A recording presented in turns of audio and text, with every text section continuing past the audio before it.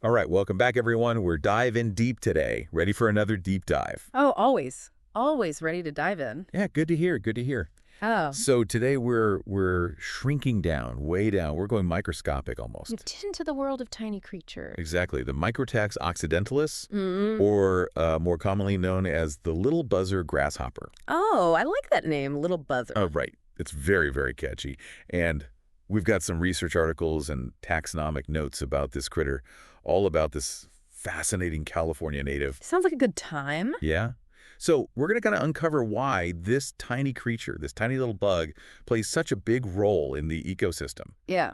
I mean, it's amazing, right? How these like seemingly insignificant creatures, I mean, we see them all the time. We probably step on them, who knows? Yeah. But they tell us so much about the health of an environment.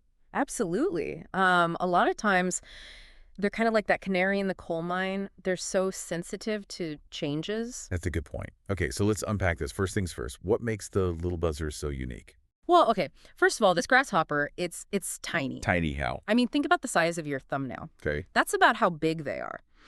Males are a little smaller, like 17 millimeters. The females are a bit bigger, about 26 millimeters. That's pretty small. Yeah, very small. And their coloring, that's another thing. It's this pale, speckled coloring that it basically blends seamlessly with the sand dunes. That's where they live. Oh, wow. So you could literally like step on one and never know it. You probably have. And they also have these tiny hairs. They're almost invisible along their sides and underside.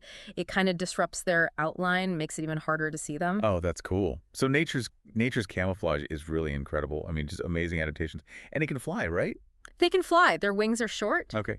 but they're powerful enough for those little short flights.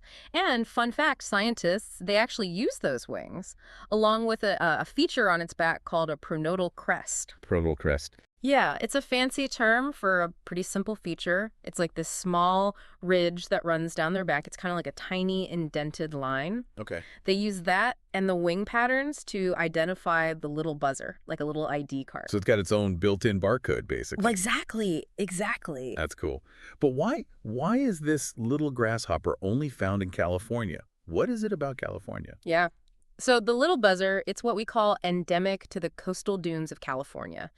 And that means basically they're not found anywhere else in the world. They're just there. Oh, wow. And their whole life cycle, it's like intricately tied to this specific habitat. Wow. So, I mean, I could just picture those rolling sand dunes, the crashing waves, that kind of thing.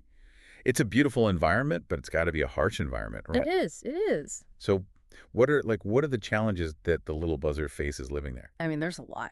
You got shifting sands, you got strong winds, makes it hard for a lot of species to survive there, period. But the little buzzer, they've adapted. They're tough.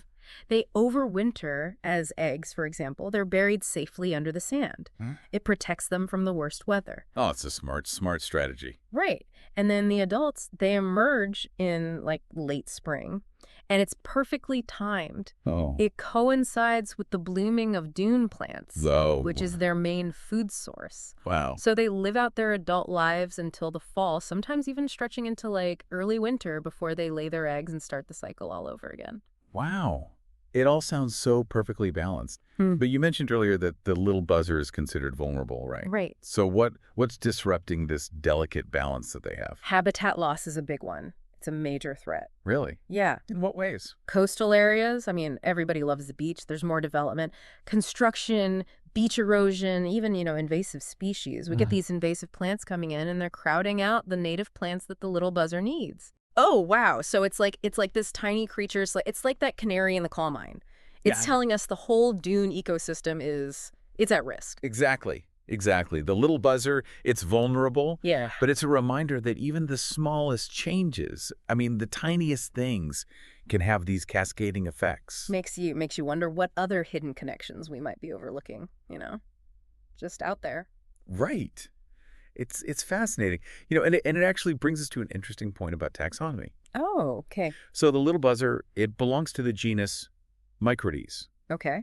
And there are at least 3 Microtes species in North America. Mm-hmm. And for a while, scientists, they really thought, you know what, we're dealing with several different grasshopper species here in these dunes. Yeah. But turns out they were wrong. Oh, really? Yeah. So they were actually all Microtes occidentalis. Yeah, through careful observation, genetic analysis, all that good stuff. Right. They found out that all these seemingly different grasshoppers, they were all the same species.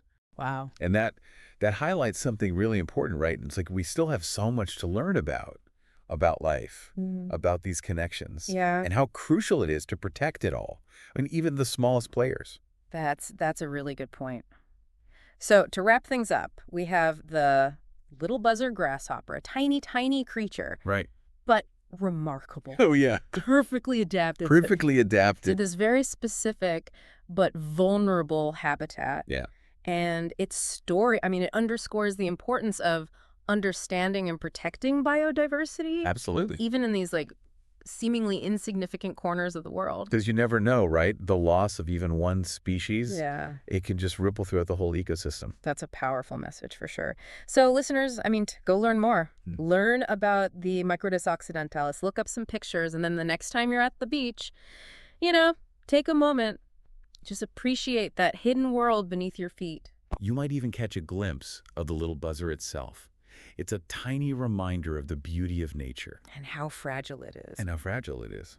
All right, that's it for today's deep dive. We'll catch you next time. See ya.